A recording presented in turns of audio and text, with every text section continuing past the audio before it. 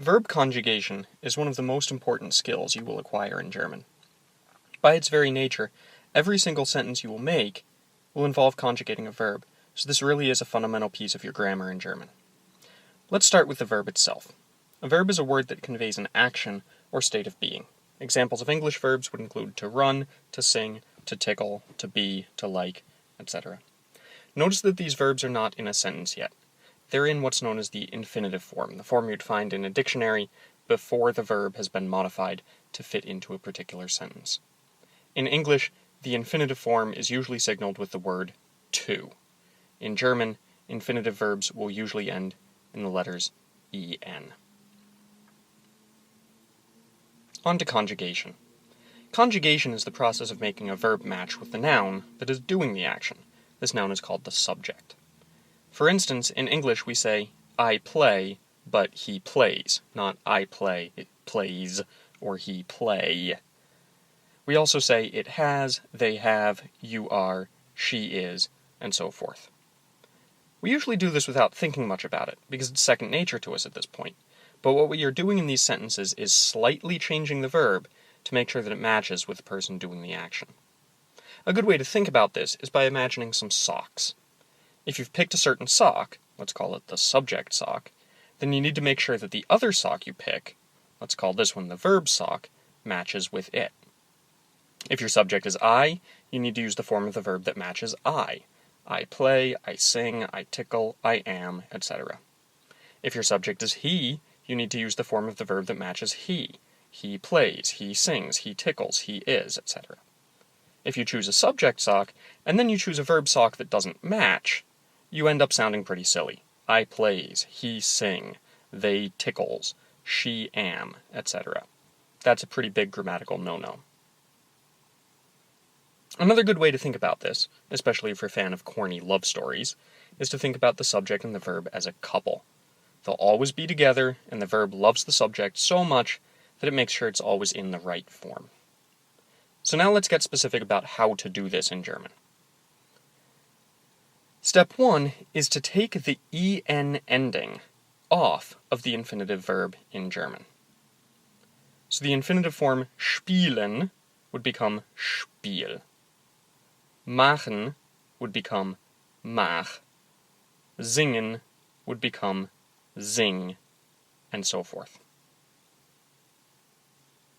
What you're left with after you take off the en is known as the verb stem. So mach is the stem of the verb machen. Keep that stem handy. You'll need it in a second. But first, you need to figure out what subject you're conjugating for. After all, how will you make the second sock match if you don't know what the first one looks like? Once you've found the subject, all you need to do is add the following endings to the verb stem. Add an e to the verb with ich. Add an st with du. With er, sie, or es, add a t to the verb stem. For plural subjects, you'd add an en with wir, a t with ia, and an en for sie, meaning they, or sie, capitalized, the formal form of the word you. Let's do an example with the verb kommen. Step 1 is to remove the en. So we take the en off of kommen and are left with the verb stem komm.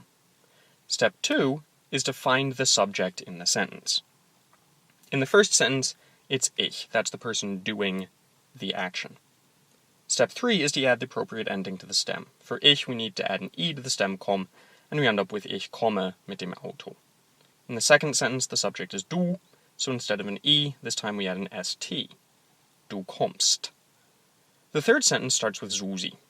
You might have noticed that Susi was not on that handy list of subjects you saw a couple seconds ago. That's because it's impossible to list every person and object in a handy table. Er, sie, and es basically cover talking about all of the things and people in the universe. So think of this like reducing a fraction. What's the simplest possible way to say Susi? Sie. So you use the same conjugation form. We'll add a t to the stem and end up with kommt. That brings us to the next one. If you look quickly, you'll see the ich again, and think that the answer must be komme. But look closely. The subject here is Lars und ich. Again, think of the simplest way to express wir. So even though the word wir does not appear in the sentence, we know that the conjugation form, Lars und ich kommen mit dem Bus, still works. In the next one we see ihr, and add a t to get kommt. Finally, we have names again instead of pronouns, but this one's a little simpler. We're talking about two people, and the simplest way to express that idea without their names would be they, sie in German. This means we need to add an en to the verb stem, and our answer becomes Lara und Tara kommen zu Fuß. So to review, verb conjugation is the process of making subjects, the nouns doing actions, match verbs, the actions themselves. You do this by removing the en from an infinitive or not yet conjugated German verb, and then adding the appropriate endings to the remaining stem in order to make the verb match with the subject. Practice this and pretty soon it will become second nature the way it is in your native language.